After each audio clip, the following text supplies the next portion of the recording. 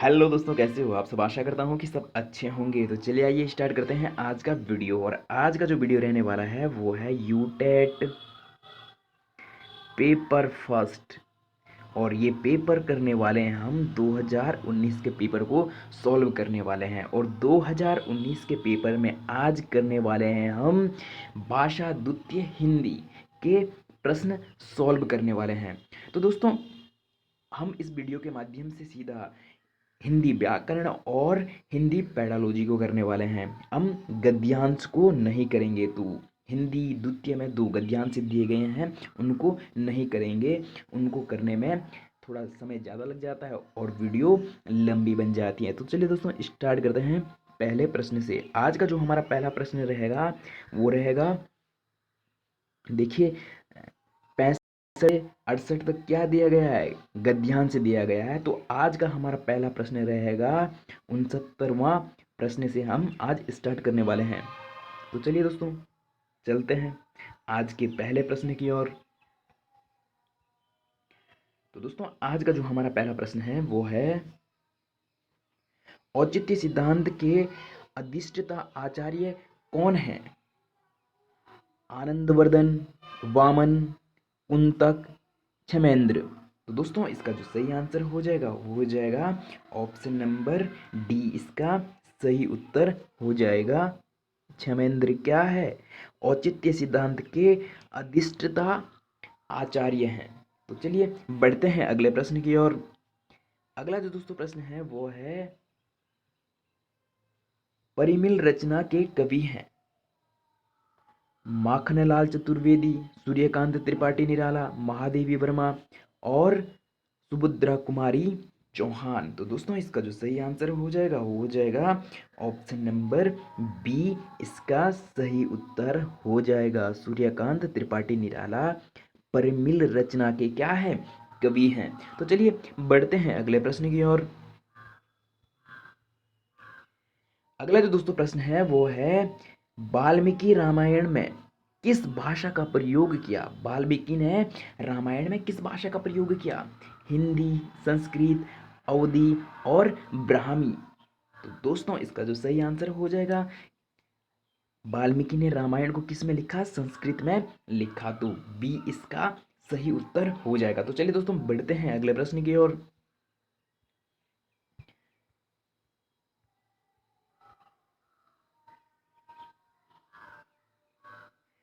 अगला जो दोस्तों प्रश्न है वो है, सरस्वती पत्रिका का संपादन किसने किया? ऑप्शन है पंडित महावीर प्रसाद द्विवेदी, बाबू श्याम सुंदर दास, आचार्य रामचंद्र शुक्ल और ऑप्शन डी है भारतेंदु हरिश्चंद्र। तो दोस्तों, इसका जो सही आंसर हो जाएगा option number A Mahavir Prasad Dwivedi. इसके क्या हो जाएंगे? सही उत्तर हो जाएगा। तो महावीर प्रसाद द्विवेदी ने क्या किया है? सरस्वती पत्रिका का संपादन किया है। तो चलिए बढ़ते हैं अगले प्रश्न की ओर।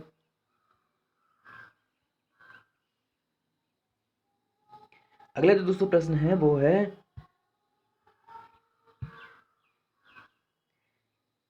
पुष्टि मार्गीय भक्ति संप्रदाय के संस्थापक कौन थे? श्री रामानुजाचार्य, श्री वल्लभाचार्य, श्री माधवाचार्य और श्री निम्बाकाचार्य।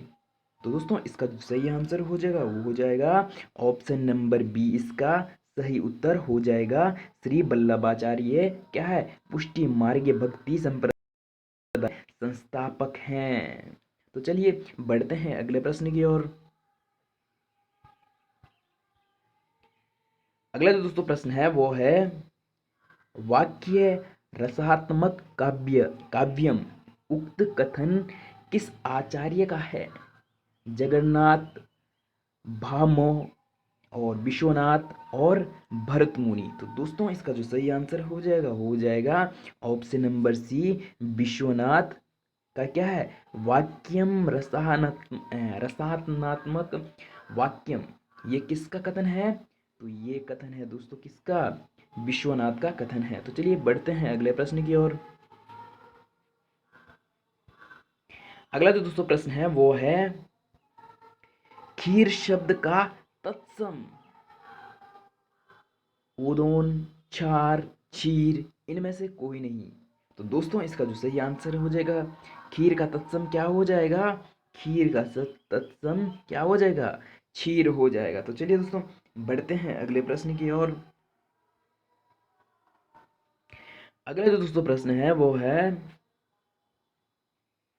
शारदा नहर गंगा नदी से निकलती है, इस वाक्य में गंगा नदी से मैं कौन सा कारक है, कारक, करण, अपदान और संप्रदान और संबंध। तो दोस्तों इसका जो सही आंसर हो जाएगा वो हो जाएगा अपादान कारक, क्योंकि इसमें क्या हो रहा है, शारदा नहर गंगा नदी से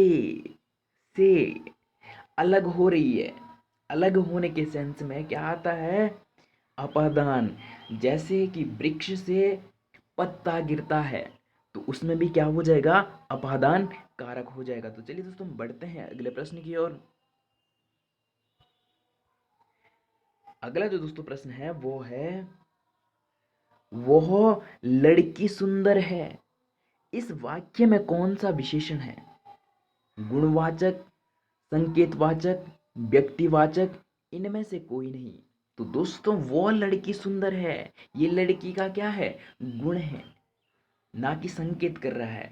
तो वह लड़की क्या है, सुंदर है, तो ये लड़की का सुंदर होना क्या है, गुण है। तो कौन सा हो जाएगा इसमें, तो दोस्तों इसका जो सही आंसर हो जाएगा वो हो जाएगा गुणवाचक। तो चलिए बढ़ते हैं अगले प्रश्न की ओर। अगला जो दोस्तों प्रश्न है वो है, देवनागरी लिपि का जन्म हुआ खरोष्टी लिपि से और कुटिल लिपि से, ब्राह्मी लिपि से और शारदा लिपि से। तो दोस्तों इसका जो सही आंसर हो जाएगा वो हो जाएगा ऑप्शन नंबर सी, इसका सही उत्तर हो जाएगा ब्राह्मी लिपि से। तो चलिए दोस्तों बढ़ते हैं अगले प्रश्न की ओर।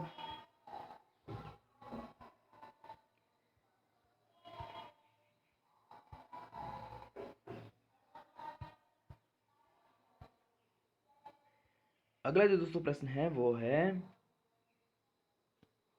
लिपि का अर्थ है वर्ण लिखने की कला, वर्णमाला का लिखित रूप, लेखनी, ध्वनि चिन्ह का लिखित रूप। तो दोस्तों इसका जो सही आंसर हो जाएगा वो हो जाएगा ऑप्शन नंबर डी, इसका सही उत्तर हो जाएगा। लिपि का अर्थ क्या है, ध्वनि चिन्ह का लिखित रूप।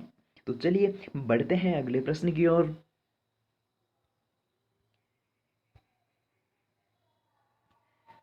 अगला जो दोस्तों प्रश्न है वो है, भाषा शून्य में विकसित नहीं होती, इसके शैक्षिक निहितार्थ को पाने के लिए अनिवार्य है। तो दोस्तों ये प्रश्न ऑप्शन पूरे नहीं दिख रहे हैं तो थोड़ा सा स्क्रीन को छोटा कर लेंगे।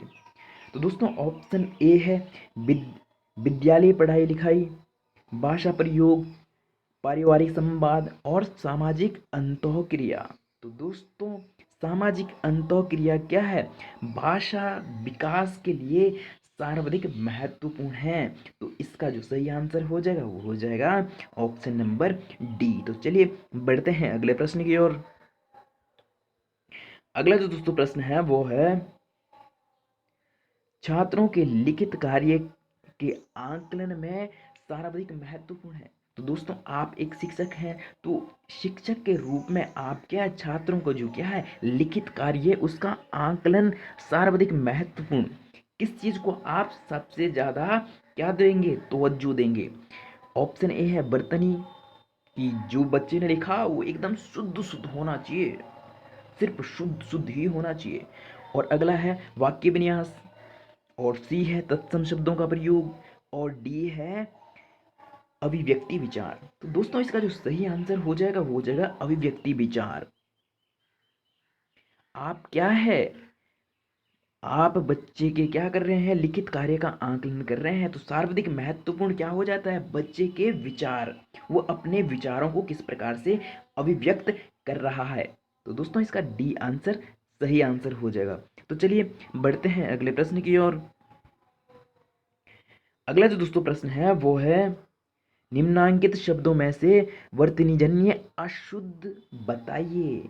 तो जो इसमें अशुद्ध है हमें क्या अशुद्धि बतानी है। फर्स्ट है प्रविष्ट, और सेकंड है कनिष्ठ, और सी है अनाधिकार, और डी है पुरस्कार। तो दोस्तों ये तीनों ही क्या है, शुद्ध है, हमें अशुद्धि बतानी है। तो क्या हो जाएगा, कनिष्क क्या हो जाएगा, अशुद्ध है। तो ये इसका सही उत्तर हो जाएगा। तो चलिए दोस्तों बढ़ते हैं अगले प्रश्न की ओर।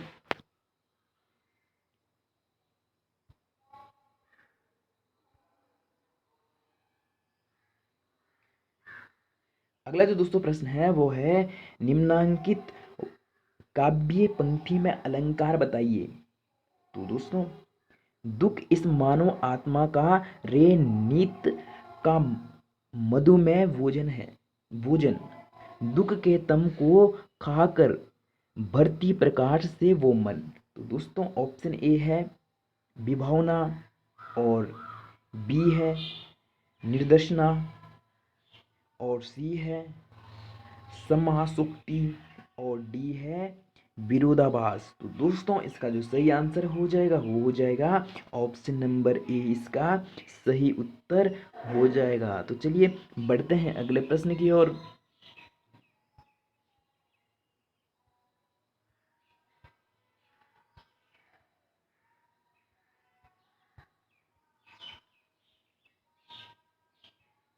अगला जो दोस्तों प्रश्न है वो है थाली का बैंगन होना, इस मुहावरे का सही अर्थ क्या है।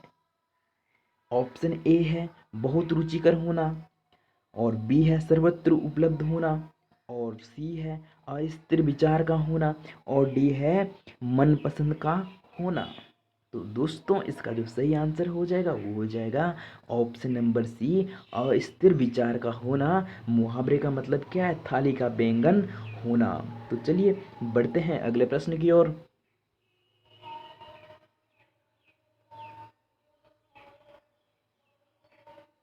अगला जो दोस्तों प्रश्न है वो है प्राथमिक स्तर पर छात्रों की भाषाई क्षमताओं का विकास करने का अर्थ है। ऑप्शन ए है भाषिक नियमों का अधिकार, भाषाई के नियमों पर अधिकार, और बी है भाषिक संरचनाओं पर अधिकार, और सी है भाषा की कुशलता पर अधिकार, और डी है भाषा अनुकरण की कुशलताओं पर अधिकार। तो दोस्तों इसमें जो इसका सही आंसर हो जाएगा, भाषा विकास का अर्थ क्या है प्राइमरी लेवल पर, वो हो जाएगा भाषा प्रयोग की कुशलता पर क्या है अधिकार। तो क्या करना है, आपको बच्चे को ज़्यादा से ज़्यादा क्या है बोलने का मौका देना है, भाषा प्रयोग का क्या देना है, अवसर प्रदान कराने हैं। तो इसका सही आंसर हो जाएगा ऑप्शन नंबर सी। तो चलिए बढ़ते हैं अगले प्रश्न की ओर। अगला जो दोस्तों प्रश्न है वो है व्याकरण शिक्षण शिक्षण की वो पद्धति अपेक्षापूर्ण अधिक उचित है जिनमें। ऑप्शन ए है छात्र नियम से उदाहरण की ओर जाते हैं, और छात्र सूत्रों का प्रयोग करते हैं, और सी है छात्र नियमों का कंठस्थ कर लेते हैं। दोस्तों कंठस्थ नहीं कराना है छात्रों को, क्या है रट्टू तोता नहीं बनाना है। और ऑप्शन डी है छात्र उदाहरण से नियम की ओर जाते हैं। तो दोस्तों ऑप्शन डी क्या हो जाएगा, एकदम सही आंसर हो जाएगा। तो जैसे आपको क्या ट्रैफिक नियम समझाने हैं, ट्रैफिक रूल समझाने हैं छात्रों को, तो आप पहले क्या उदाहरण देंगे कि बेटा कि अगर आप क्या है सड़क पर क्या चलते हैं, विपरीत दिशा में चलते हैं, उल्टी साइड में चलते हैं, तो क्या है दुर्घटना हो जाती है। तो फिर आपको क्या है लास्ट में नियम की ओर जाना है कि हमें क्या है लेफ्ट हैंड की तरफ रोड में चलना चाहिए। तो दोस्तों इसका जो सही आंसर हो जाएगा वो हो जाएगा ऑप्शन नंबर डी, छात्र उदाहरण से नियम की ओर जाते हैं। तो चलिए बढ़ते हैं अगले प्रश्न की ओर। अगला जो दोस्तों प्रश्न है वो है निम्नांकित में से किस शब्द में नच्य समास है। जलद, अनंत, पादप, यथोस यथेष्ट। तो दोस्तों इसका जो सही आंसर हो जाएगा वो हो जाएगा ऑप्शन नंबर सी, इसका क्या हो जाएगा सही उत्तर हो जाएगा अनंत। नच्य समास किसमें है, अनंत में। तो चलिए बढ़ते हैं अगले प्रश्न की ओर। अगला जो दोस्तों प्रश्न है वो है प्रद्युम्न का पर्यायवाची शब्द बताइए।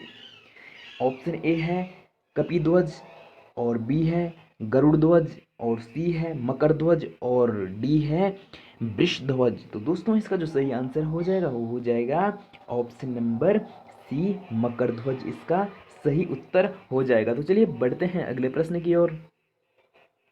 और ये जो प्रश्न रहने वाला है ये आज के लिए सेकंड लास्ट प्रश्न रहने वाला है। तो दोस्तों अगर आप हमारे चैनल पर पहले बार हो तो वीडियो को लाइक और चैनल को सब्सक्राइब करना ना भूलें, क्योंकि इससे हमारा मनोबल बढ़ता है और आपको वो काम कर लेना चाहिए जिससे किसी का मनोबल बढ़ता है, ना ही आपका इसमें कुछ खर्चा हो रहा है, खर्च हो रहा है। तो वो काम कर लेना चाहिए जिससे आपका कुछ खर्च भी नहीं हो रहा है और अगले का मनोबल बढ़ रहा है। तो दोस्तों जरूर से जरूर चैनल को सब्सक्राइब करें और वीडियो को लाइक करें। तो दोस्तों प्रश्न है, लक्षण ग्रंथ का अर्थ है। ऑप्शन ए है नायिक वेद, नायिका भेद, और बी है काव्यांग विवेचना, और सी है रस निष्पादित निष्पद्धति, और डी है काव्य के गुण दोष। तो दोस्तों इसका जो सही आंसर हो जाएगा ऑप्शन नंबर बी इसका सही उत्तर हो जाएगा, काव्यांग विवेचना। तो लक्षण ग्रंथ का अर्थ क्या है, काव्यांग विवेचना। तो चलिए बढ़ते हैं अगले प्रश्न की ओर। और ये आज का लास्ट प्रश्न है, कहानी शिक्षण का प्रमुख उद्देश्य है। तो दोस्तों कहानी शिक्षण का क्या उद्देश्य रहता है, जब आप क्या है हिंदी में कहानियाँ पढ़ाते हैं तो उसका उद्देश्य क्या रहता है। ऑप्शन ए है समय का सदुपयोग की शिक्षा देना, और बी है रसानुभूति की क्षमता का विकास करना, और डी है कल्पना शक्ति का विकास करना, और सी है कल्पना शक्ति का विकास करना, और डी है वस्तु का ज्ञान प्राप्त करना। विषय वस्तु का क्या है, ज्ञान प्राप्त करना। तो दोस्तों इसका जो सही आंसर हो जाएगा, कहानियों का क्या उद्देश्य रहता है, शिक्षण में कहानियों का उद्देश्य क्या रहता है, कल्पना शक्ति का विकास करना। तो दोस्तों आज के लिए इतना ही। वीडियो को पूरा देखने के लिए बहुत बहुत धन्यवाद, और चैनल को सब्सक्राइब नहीं किया तो चैनल को ज़रूर से ज़रूर सब्सक्राइब करें। चलिए आज के लिए इतना ही, धन्यवाद, जय हिंद।